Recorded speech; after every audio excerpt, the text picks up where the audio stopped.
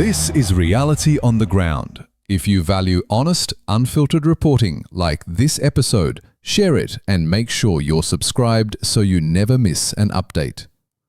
Iran's supreme leader has fired back at President Trump's recent threats, warning that any US military intervention would inflict irreparable damage on America.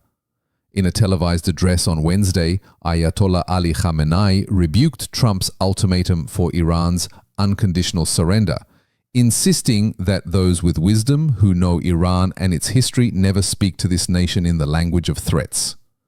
Over the past week, President Trump took to Truth Social to declare that US forces are poised to strike if Iran targets American interests, and even mockingly referred to Khamenei as an easy target, before clarifying, "We are not going to take him out, at least not for now." He further claimed that the United States enjoys complete and total control of the skies over Iran, and insisted that Iran must surrender to avert destruction.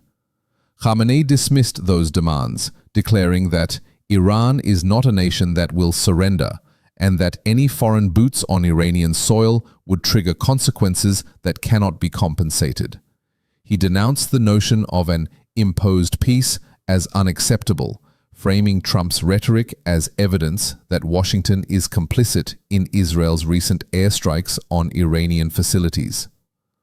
That campaign of Israeli strikes began last Friday, targeting nuclear and military sites under the pretext of preventing Tehran from developing a bomb. Iran retaliated with waves of drone and missile salvos against Israeli cities.